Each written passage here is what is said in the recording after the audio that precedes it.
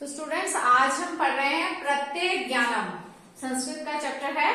अब धातु के बाद जो भी चीज लगेगी उसे हम क्या कहेंगे? प्रत्यय कहेंगे। प्रत्यय कितने प्रकार के होते हैं? कौन बताएगा? 3 प्रकार के होते हैं ना बेटा, कृत प्रत्यय, तद्वित प्रत्यय और स्त्री प्रत्यय। कौन कौन से? कृत प्रत्यय, तद्वित और स्त्री। याद रखोगे? ठीक है।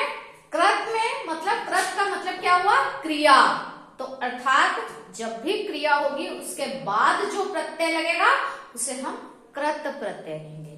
कृत से क से क्रिया उठाना आपको, क्लियर? उसके बाद है तद्वित प्रत्यय।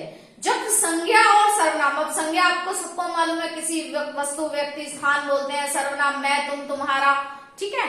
तो इसके हिसाब से तो संस्कृत में आपको मालूम है ना, मैं, तुम, तुम्हारा कौन से होते हैं, मालूम है ना? तो उसी हिसाब से आपको करना है। तो संज्ञा और सर्वनाम के बाद में जो इस्तेमाल होगा वो क्या कहलाएगा? तद्वित। और स्त्री प्रत्यय सिंपल सी बात है बेटा, जब हमें पुल्लिंग को स्त्रीलिंग में बदलना हो, अर्थात जब आपको किसी पुरुष को स्त्री में परिवर्तित करना हो तो शब्द बदलने हैं, इंसानों को नहीं बदलना है ना। हमारा काम इंसानों को बदलने का नहीं है। तो सिंपल सी बात, धातु के बाद जिसका प्रयोग होगा उसे क्या कहेंगे? प्रत्यय कहेंगे। कृत में क्रिया और तद्वित में संज्ञा और सर्वनाम, और स्त्री प्रत्यय में पुल्लिंग को स्त्रीलिंग में बदलने के लिए इस्तेमाल होता है। ठीक है। अब हम बताएंगे आपको शब्द किस तरीके से आप प्रत्यय का यूज करेंगे। ठीक है, ठीक है। तो कृत प्रत्यय पढ़ा था ना हमने पहले। कृत मतलब क्रिया, जिसमें काम होना हो, काम के बाद आपका जो लगेगा उसे कृत प्रत्यय कहेंगे। कृत प्रत्यय में पहला है शत्रु प्रत्यय, जो वर्तमान काल में हम गच्छन को बोलते हैं जाते हुए। गच्छन का मतलब क्या है? जाते हुए। और लिखन का अर्थ क्या है? लिखते हुए। तो जब आप वर्तमान काल की बात करेंगे तो किस तरीके से आपके शब्द बदलेंगे वो आपको बता रहे हैं। वर्तमान काल में क्या था? गच्छन का जाते हुए और लिखन का लिखते हुए। तो श्रत, जब श्रत की आप बात करोगे तो श और री, जो पैर में र लगता है, उसका लोप हो जाएगा, वो गायब हो जाएंगे। तो पठ प्लस श्रत, तो क्या बना? पठत। तो क्या हुआ? श गायब हो गया और ये र गायब हो गया, तो पठ और त जुड़ गया आपका। अब पठतय बनाया है। अब पठतय में पुल्लिंग, स्त्रीलिंग और तीसरा क्या है? नपुंसकलिंग। नपुंसकलिंग क्या है आपका? ना तो पुल्लिंग है ना ही स्त्रीलिंग है। आप ध्यान से देखो, यहाँ पे पठत है तो वहां भी पठतय ही है, यहाँ सतह है वहां भी सतह ही है। ठीक है। तो पठत है, पुल्लिंग में क्या हो गया? न लग गया, और स्त्रीलिंग में पठंती। पढ़ते थे ना पहले, पठत, पठंत, पठंती, पढ़ा है ना? ये नहीं पढ़ा? तो पुल्लिंग में पठन बन गया, स्त्रीलिंग में पठंती बन गया, नपुंसकलिंग में फिर वापस पठतय बन गया। अस प्लस श्रत सतह, श का लोप हो गया और ये आपका जो है स हलंत में चला गया, सतह बन गया, अ गायब हो गया। सन, सती और सतह। फिर नी और श्रित, नयतय, नयनय, नयंती और नयन। ये तो आपका मेन शब्द बन गया। ये वाला जो है ये आपका मेन शब्द है। पुल्लिंग में क्या बना वो ये है, स्त्रीलिंग में क्या बना और नपुंसकलिंग में क्या बना।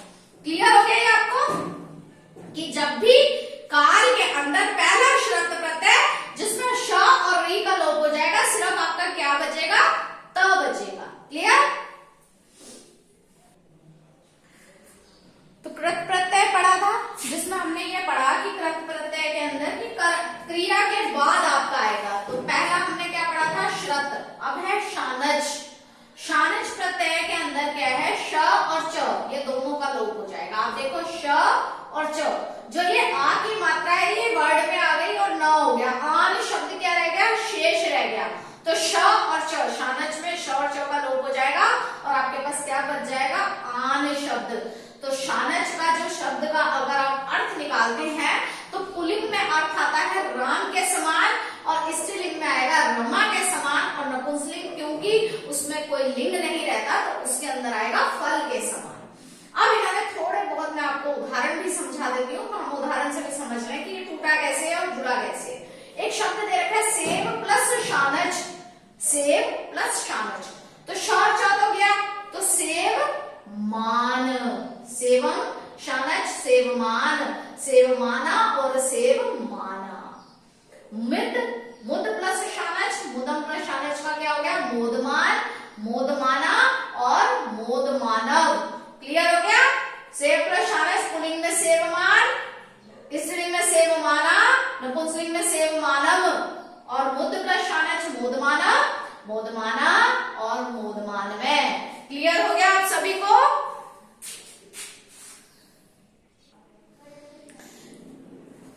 देखो बेटा हम लोग एक तो श्रद्ध प्रत्यय, एक शुमन प्रत्यय, दो चीजें पढ़ चुके हैं। अब है आपका त्वयत प्रत्यय। त्वयत का अर्थ होता है योग्य, काबिल, जिसको आप बोलते हैं। और त्वय शब्द, जब भी आप त्वयत को तोड़ते हैं, जब भी त्वय संधि करेगा, किसी चीज के साथ जुड़ेगा, तो ये क्या है? प्रत्यय। प्रत्यय हमेशा कहाँ जुड़ रहा है? कृत वाला, क्रिया होने के बाद। ठीक है? पठ क्या? पढ़ना, पढ़ना क्रिया है। अब आप समझो कि जब इसमें त्वय शब्द शेष रहेगा जाएगा और तम जो शब्द है इसका लोप हो जाएगा। पठ प्लस त्वयतम, पठितव्य, पठितव्य, पठितव्य। क्लियर? सभी को समझ में आ गया? भूत्वयत, भूत्वयत, भवितव्य, भवितय, भवितय और नौत्वयत में नेतव्यम, नेतव्य और नेतव्य। क्लियर? कैसे जोड़ा है आपने? आपको मालूम है त्वय रह गया और ये तम शब्द जो है ये गायब हो गया, त्वय रह गया। हर जगह पे इन्हीं छोटी छोटी चीजों का आपको ध्यान रखना है।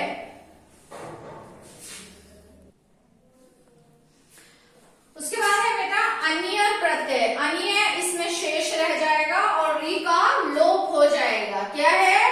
अन्य शेष रह गया और री का लोप हो गया। पुल्लिंग, स्त्रीलिंग, नपुंसकलिंग सेम वही पैटर्न से चलेगा। एधम, अनियर, एधनीय, एधनिया, एधनियम, भू प्लस अनियर। और जहां भी आप ये मान के चलो, भले ही प्रत्यय हो या कोई भी चीज हो, जब किसी चीज से जुड़ती है तो वो होती है संधि। क्या होती है? संधि। आप ये मान के चल सकते हो कि एक तरीके से आप इसको थोड़ा बहुत संधि से जोड़ सकते हो। आपको जब पेपर में लिखना है तो आपको ये मान लीजिए आ गया एक शब्द की भाई आपको अनियर से जोड़िए इसको, तो आप उसको कैसे जोड़ेंगे? तो कोई भी एक शब्द लेते हैं आप, आपको अलग अलग शब्द दिए जाते हैं। मान लो आपने उसमें एध और भू कह दिया, तो आपको कैसे जोड़ना है? पुल्लिंग में क्या बनेगा, स्त्रीलिंग में क्या बनेगा, नपुंसकलिंग में क्या बनेगा, ये आपको ध्यान रखना है। भवनीय, भवनिया और भवनियम। इसमें आज जो हम करेंगे इसका एक आखिरी एक टॉपिक और रह गया, वो करेंगे।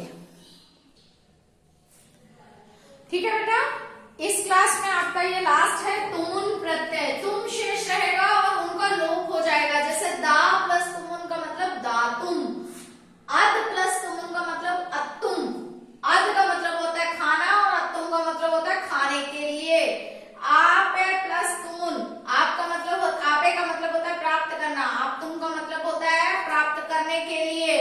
तो इसमें आपका वो वाला फंडा नहीं है कि आपको पुल्लिंग में बनाना है, स्त्रीलिंग में बनाना है, नपुंसकलिंग में बनाना है, ऐसा कुछ भी नहीं है। ये सबसे इजी है कि आपको तुमुन में तुम शेष रहेगा और उसका लोप हो जाएगा। ये छोटी छोटी सी चीजें हैं जो आपको ध्यान में रखनी है। अब एक चीज मैं आपको बता दूं कि इसमें टोटल आपके कृत प्रत्यय के आपके टोटल ये मान के चलिए कि 15 है। उसके बाद आपका तद्वित पढ़ेंगे।